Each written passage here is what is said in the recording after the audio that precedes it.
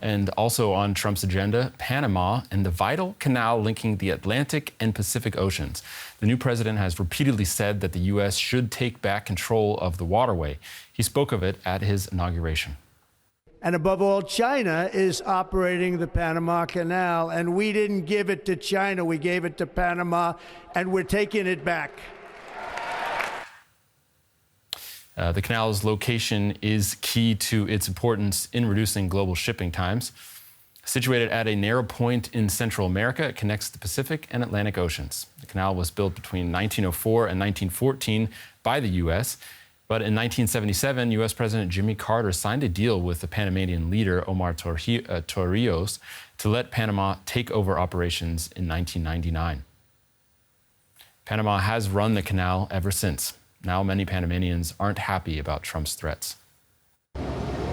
These locks are part of the original U.S.-controlled Panama Canal from 1914, helping ships cross Panama, 82 kilometers across, from one ocean to another.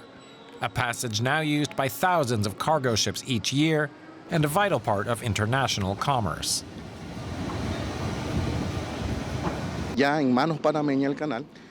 Under Panamanian control, the decision was made to expand the canal due to rising worldwide demand for shipping.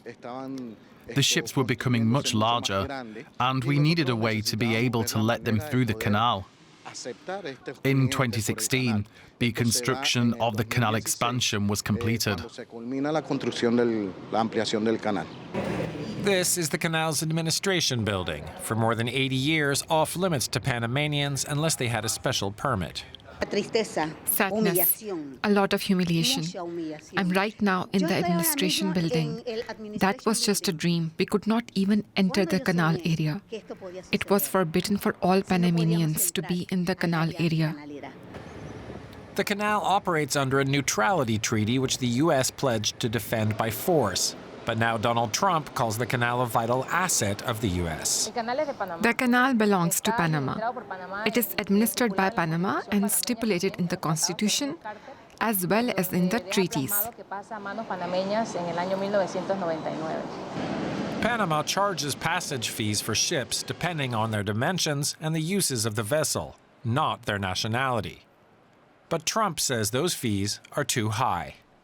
Panama has the second highest tonnage and ships under registry, but vessels are treated the same, whether they are registered as American or Russian or Chinese.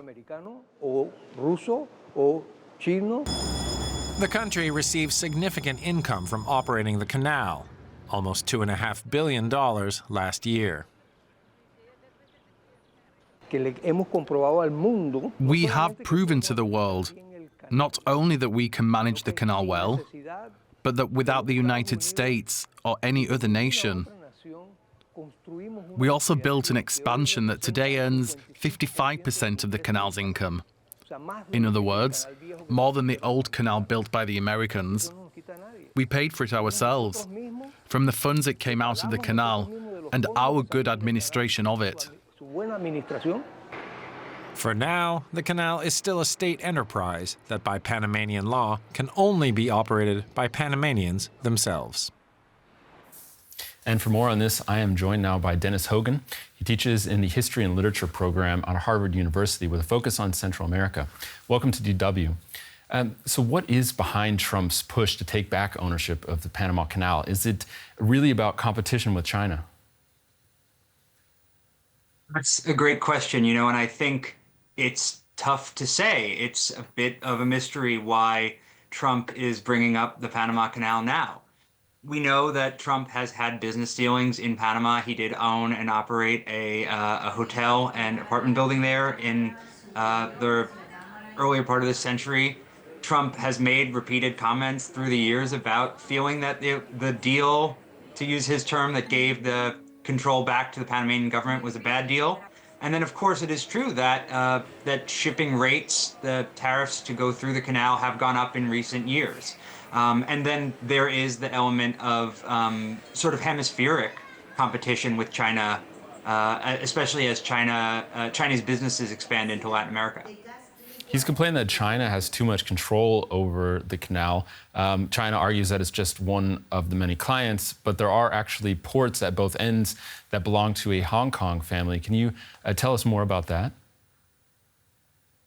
Yes, there is a Chinese or Hong Kong-based company that operates a couple of ports, one on the Atlantic side, one on the Pacific side of the canal. But I think it's worth pointing out that Chinese companies operate ports throughout the world. There's nothing special or particular about the fact that these ports, which happen to be near the canal, are operated by a Chinese company, and that doesn't translate to Chinese control of the Panama Canal, which, as you're reporting, is in the hands of the Panamanian government, the Canal Authority. That said, I think there is the larger backdrop here, which is that as the Belt and Road Initiative, which is the Chinese government's strategic initiative to expand into logistics throughout the globe, has expanded into Latin America, Chinese companies have increasingly developed a portfolio of businesses. And so the United States is still Panama's biggest trading partner and its biggest source of foreign direct investment. But direct investment from China has grown year over year over the last 10 years in Panama. And you're a historian of Central America, Latin America. The U.S. has a track record of violent intervention there. There's no way to hide that. What could a possible U.S. takeover of the Panama Canal, if that's what we're really talking about here, what could that look like? Sure. Well, first let me just say as a disclaimer that while I teach in the History and Literature department, I don't think of myself as a historian, but I have studied the history of U.S. intervention in Panama for years. And it's incontrovertibly tied to the relationship between these two countries. The United States, when it built the canal, guaranteed Panamanian secession from Colombia back in 1903 and then operated the canal for decades. I also think that U.S. intervention in Panama has been deadly for Panamanians, especially in 1964 when there were anti-U.S. riots, and especially in 1989 when the United States actually invaded. And so I think it's extremely unlikely that there could be actual use of the U.S. military to take back the canal, as Trump says.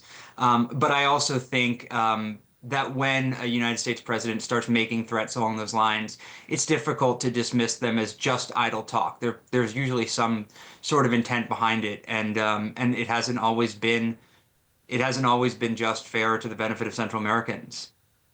Okay, so Panamanians probably worried at this moment, but hoping that it will just lead to diplomatic talks at this point. So Dennis Hogan from Harvard University, thanks for joining us. Thank you so much. I appreciate the chance to talk.